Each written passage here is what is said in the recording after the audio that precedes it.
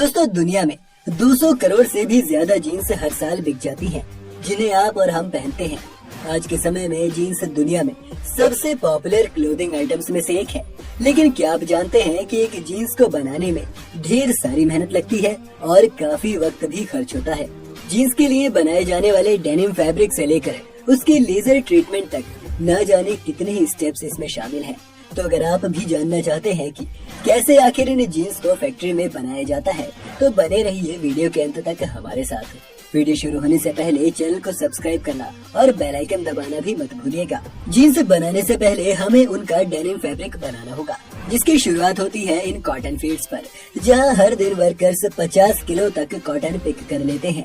लेकिन क्योंकि मौसम में हुए थोड़े से भी बदलाव से काफी फसल नष्ट हो सकती है, इसलिए आजकल ये काम मशीनों से किया जाता है, जो 5 मिनट में ही उतना कॉटन अलग कर लेती है जितना एक इंसान पूरे दिन में करता है। कॉटन को जमीन से इसके ब्लेड्स अलग करके ऊपर की ओर खींच लेते हैं, जहां ये इकट्ठा होती रहती है, और इसके बाद इसे मशीनों से अनलोड करने पर एक बड़ा 1 टन का गुच्छा बन जाता है। इस मशीन में एक ही समस्या है कि हर 1 टन कॉटन में 500 किलो सीड्स और 100 किलो तक पत्ते और प्लांट्स के पार्ट आ जाते हैं, जिस वजह से इसमें सिर्फ 400 किलो ही कॉटन बचती है। इस कॉटन को इस पूरे ढेर से अलग करने के लिए इन कॉटन जिम्स में लाया जाता है, जहां कॉटन को अच्छी तरह सुखाकर मशीनों द्वारा रिफाइन कर लिया जाता है। सारी फालतू चीजें निकालने के बाद इस कॉटन को आगे भेज दिया जाता है। कॉटन की फैक्ट्री में आने के बाद सबसे पहले ब्लेंडिंग की प्रोसेस शुरू होती है। एक ब्लो रूम में ले जाकर कॉटन की इन बड़ी बेल्स को रख दिया जाता है और एक मशीन ऊपर से इन कॉटन फैब्रिक को उठाकर एक एयर डक्ट से गुजारते हुए एक मल्टी मिक्सचर तक ले जाती है। एयर डक्ट के कारण इसमें से घटिया कॉटन अलग निकाल दी जाती है और बाकी कॉटन को एक तरफ से अच्छी तरह प्रोसेस करने के बाद बाहर निकाल लिया जाता है। अभी भी इस कॉटन से काम करना मुश्किल है, इसलिए इसे अभी थ्रेड्स में बदलना बाकी है। थ्रेड्स में बदलने के लिए इस कॉटन को कार्डिंग प्रोसेस से गुजारा जाता है, जहां इन फाइबर्स को अनटेंगल करने के बाद खींचा जाता है और फिर आपस में जोड़कर एक वेब बना लिया जाता है। इस वेब को जब आपस में और जोड़ दिया जाता है तो मोटे मोटे कॉटन के धागे बन जाते हैं, जिन्हें सिल्वर कहते हैं। अगली प्रोसेस में इन कॉटन सिल्वर्स को फिर से अलग अलग किया जाता है और खींचा जाता है।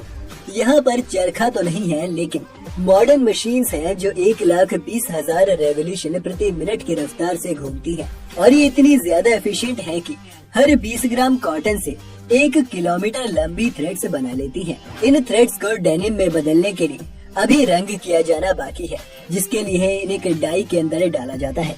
डेनिम के कलर के लिए उन्हें इंडिगो ब्लू डाई में डाला जाना है, लेकिन परेशानी ये है कि ये डाई वाटर सोल्यूबल नहीं होता, जिस कारण ये जीन्स पर ज्यादा देर नहीं टिकेगा। इसलिए सीधा इसे थ्रेड को डाई के अंदर नहीं डाला जा सकता, बल्कि पहले डाई को सोडियम हाइड्रोसल्फाइड के साथ मिक्स किया जाता है। सोडियम हाइड्रोसल्फाइड की लेयर चढ़ने के बाद आराम से ये डाई जीन्स पर टिक सकती है।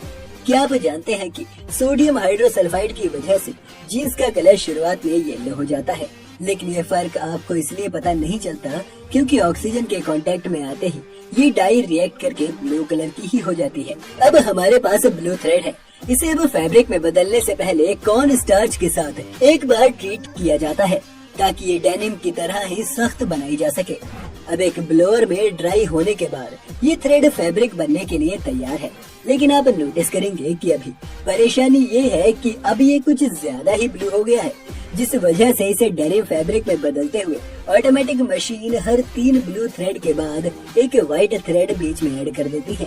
अगर आप अपनी जीन्स को ध्यान से देखेंगे तो आप ये फर्क नोटिस भी कर पाएंगे। अब ये करने के बाद हमारा डेनिम फैब्रिक बन गया है और अब इसे जीन्स फैक्ट्री में भेज दिया जाता है।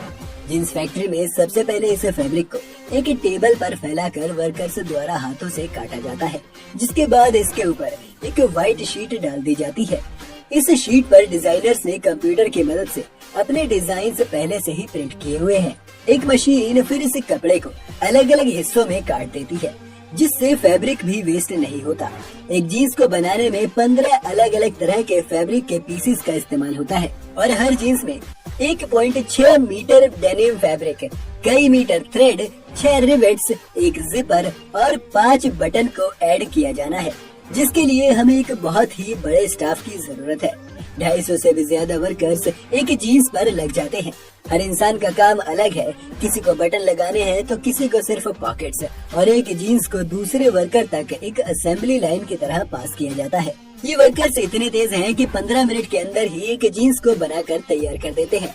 अब इन जीन्स को कुछ फिनिशिंग टच देने के लिए रबर डमीज को पहनाया जाता है और फिर वर्कर्स इन सरफेस को घिसते हुए इसे रफ कर देते हैं। उसके बाद इसके पैचेस और एजेस को भी सैंड और ग्रेड कर दिया जाता है। इतना होने के बाद जीन्स को एक लेजर ट्रीटमेंट के लिए आगे भेजा जाना है, जो जीन्स पर अलग अलग तरह के डिजाइन बना देती है। पहले ये काम टॉक्सिक केमिकल से किया जाता था, पर लेजर के आने के बाद जीन्स बनाना ज्यादा सेफ हो गया है और अब इसमें 40% कम पानी की खपत होती है। लेजर डिजाइन के बाद कुछ जीन्स को फिर से रबिंग डमीज को पहना दिया जाता है ताकि इन पर स्प्रे से इनकी लाइटनिंग का काम हो सके और ये ज्यादा ब्राइट नजर आए। अब हमारी जीन्स लगभग तैयार है और अब बारी है वॉशिंग की। ये वॉशिंग कोई साधारण वॉशिंग नहीं है, क्योंकि इसमें वॉल्केनिक रॉक्स का इस्तेमाल होने वाला है। इन वॉल्केनिक स्टोन्स के साथ धोने से जीन्स का डेनिम और ज्यादा सॉफ्ट हो जाता है। वॉशिंग के बाद ये जीन्स बिल्कुल नई नहीं लग रही, जिस वजह से इसे अच्छे से अब प्रेस किया जाता है। प्रेस करने के बाद आखिर में इसमें टैक्स लगाए जाते हैं, जो डिसाइड करते हैं कि आपको ये जीन्स 800 में मिलेगी या 8000 में। अब इतना होने के बाद सिर्फ एक काम बचता है और वो है इंस्पेक्शन। हर जीन्स को वर्कर द्वारा उनकी क्वालिटी के लिए चेक किया जाता है, साथ ही उनकी सभी मेजरमेंट्स भी ली जाती हैं। कुछ सही ना होने पर उसे रेड फ्लैग लगाकर उसे प्रोसेस से बाहर कर दिया जाएगा और बाकी की जीन्स को पैक करने के लिए आगे भेज दिया जाता है, जहां से ये दुनिया भर के अलग अलग स्टोर्स तक पहुंचती हैं। तो देखा आपने कि एक जीन्स को बनाने के लिए कितनी मेहनत लगती है। कमेंट सेक्शन में लिखना ना भूलें। आप अगली वीडियो किस बारे में देखना चाहते हैं ये भी हमें कमेंट में बता सकते हैं। अगर आपको ये वीडियो पसंद आया हो तो वीडियो को लाइक और चैनल को सब्सक्राइब करना मत भूलिएगा।